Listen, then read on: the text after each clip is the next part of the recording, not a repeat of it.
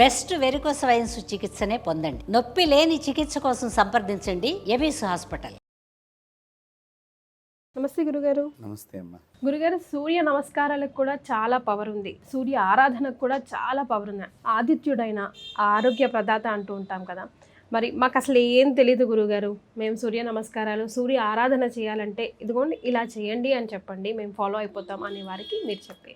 చక్కగా సూర్యుడు ఉదయించే క్రితమే మనం స్నానం చేయాలి. వాడు స్నానం చేసిన తర్వాత సూర్యుడు వచ్చే సమయంలో వీళ్ళు ఎదురుగుండా నిలబడి రెండు చేతులు పైకెత్తి నమస్కారం చేస్తూ ఆ సూర్యుడిని శ్రీ రవయే నమః అని కానీ, శ్రీ భాస్కరాయ నమః అని కానీ, శ్రీ సవితృ సూర్యనారాయణ స్వామినే నమః అని కానీ, ఏదో ఒక నామంతో, ఇప్పుడు నేను చెప్పిన నామంతో వారు 12 సార్లు, అంటే రెండు చేతులు ఇలా శిరస్సు పైకి పెట్టాలి.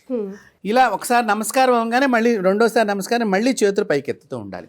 ఇలా 12 సార్లు చేతులు రెండు పైకెత్తి చక్కగా శ్రీ సూర్యనారాయణ స్వామినే నమః అంటూ 12 సార్లు నమస్కారం చేస్తే ద్వాదశ ఆదిత్యుడు అని ఆయనకి పేరు. కానీ 12 నమస్కారాలు ఆయనకి చేసినట్టు అవుతుంది. తద్వారా మన లోపల డి విటమిన్ చాలా బాగా వస్తుంది.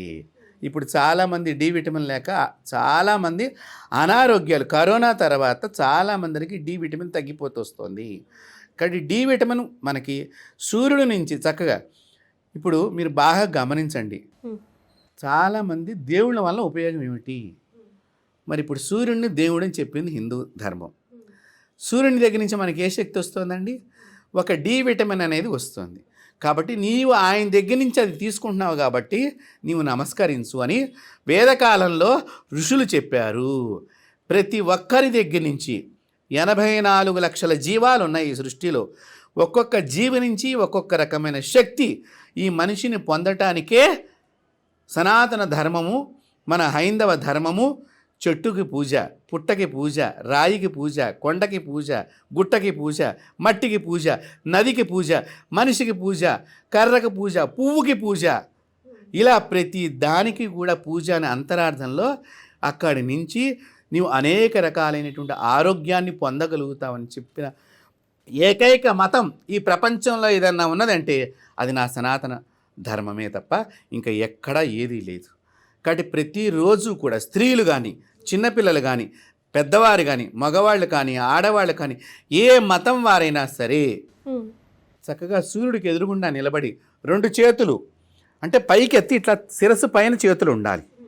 ఈ శిరస్సు పైన చేతులు పెట్టుకుని 12 సార్లు ఇలా నమస్కారం చేస్తూ మనం చెప్పినట్లయితే శ్రీ సూర్యనారాయణ స్వామినే నమః లేదా శ్రీ భాస్కరాయ నమః అని కానీ, వారు ఏది తొందరగా పలుకుతారో వారికి తొందరగా వచ్చిన నామాన్ని ఏదో ఒకటి ఆ సూర్యుడికి సంబంధించిన దాన్ని తప్పకుండా వాళ్ళు జపం చేస్తూ ఈ 12 సార్లు జపం చేస్తూ ఈ నమస్కారం అయిన తర్వాత రాగి చెంబులో నీళ్ళని మీ తులసి కోటల ఆ సూర్యుని తలుచుకుంటూ వదిలితే కనుక మీ శరీరంలో ఉన్న సర్వ దుష్కర్మల ద్వారా వచ్చినటువంటి నెగిటివ్ ఫోర్స్, నెగిటివ్ ఎనర్జీ, ఇప్పుడు ఇంగ్లీష్లో చెప్తే చాలామందికి అర్థమవుతుంది, నేను ఈ పదజాలం వాడుతున్నాను, పాపము అని అంటాం మనం తెలుగులో, ఇవన్నీ కూడా ఆ తులసి మాత దగ్గరికి వెళ్ళిపోతాయి.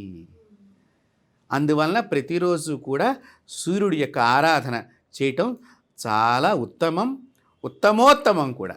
ప్రత్యక్ష దేవుడు సూర్య భగవానుడే అంటాం మనం, చంద్రుడిని అనము. అవును, చంద్ర నమస్కారాలు అని కూడా ఏమీ లేవు గురుగారు. కానీ చంద్ర ఆరాధన మనస్కారకుడు కదా, మనశ్శాంతి కోసం చంద్రుడిని ఆరాధిస్తాం. మరి ఆయన ఎలా ఆరాధించాలంటారు? చంద్రుడిని ఆరాధన చెయ్యాలి అంటే సాయంకాలం చంద్రోదయం అయిన తర్వాత, అందులో చందమామ అని మామయ్యతో పోలుస్తూ ఉంటాం. చంద్రుడిని ఆరాధన చెయ్యాలి అంటే సాయంకాలం చంద్రోదయం అయిన తర్వాత మనం ఈ ఆరాధనని ఎక్కువగా ప్రాధాన్యత ఇవ్వాలి.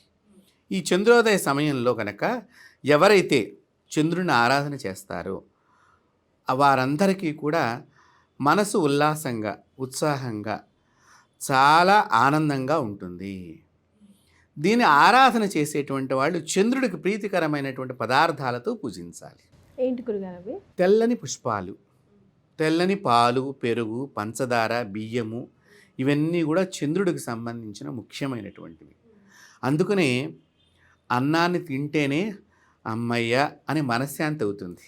మజ్జిగన్నం తిన్న తర్వాత ఇంకా మనశ్శాంతి అవుతుంది. మీరు ఎన్ని రకాలుగా మీరు 25 ఇడ్లీ తినండి, 25 చపాతీ తినండి, అనేక రకాలైనటువంటి మసాలా దినుసులు తినండి, కానీ ఇంత మజ్జిగన్నం తింటే కడుపు నిండినట్టుగా పూర్వం వాళ్ళందరూ కూడా అమ్మయ్య అని అనేటువంటి ఒక భావన. అంటే ఇక్కడ ఏమిటి, చంద్రుడు సంపూర్ణంగా మన శరీరంలోకి ప్రవేశిస్తున్నాడు. అందువల్లనే అన్నద్వేషం పెట్టుకోవద్దు. అన్నాన్ని పారవేస్తే ఒక దేవతని మీరు పారవేసినట్లు లెక్క.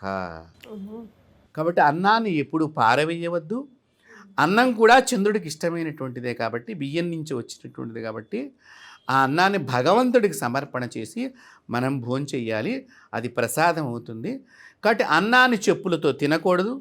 నుంచుని సాధ్యమైనంత వరకు నుంచుని తినకుండా ఉండటం ఉత్తమం. ప్రస్తుత కాలంలో వడ్డన చేసేవాళ్ళు కూడా జనాభా తగ్గిపోయారు కాబట్టి నుంచుని తినే పరిస్థితులు ఏర్పడ్డాయి. నిజంగా చెప్పాలి అంటే కొంత శరీరానికి మోకాళ్ళ వ్యాధులు, నడుముకు సంబంధించిన వ్యాధులు పెరిగిపోవటం మూలకంగా కూడా వాళ్ళు అక్కడ కూర్చునే వసతి లేక నుంచుని తినటం అనేది ప్రారంభమైంది. సరే, ఏదేమైనప్పటికీ కూడా చెప్పులు లేకుండా తినటము, విడిచిన బట్టలు ఒంటి మీద లేకుండా తినటము, తినే ముందర అన్నాన్ని నమస్కారం చేసి తినటం ద్వారా చంద్రుడు చాలా సంతోషపడతాడు. చంద్రుడు ఎప్పుడైతే సంతోషపడతాడో లక్ష్మీదేవి ఆనందం పొందుతుంది. ఎప్పుడైతే లక్ష్మి ఆనందం పొందిందో విష్ణువుకి ముఖంలో సంతోషం కలుగుతుంది. ఎప్పుడైతే విష్ణు ముఖం ఆనందంగా ఉన్నదో శివుడికి తేజస్సు పెరుగుతుంది. శివుడికి తేజస్సు ఎప్పుడైతే పెరిగిందో అన్నపూర్ణాదేవి పరిపూర్ణమైనటువంటి ఆనంద తత్వాన్ని పొందుతుంది. అన్నపూర్ణాదేవి ఎప్పుడైతే ఆనందం పొందిందో అందరికీ ఆరోగ్యం అప్పుడు లభిస్తుంది.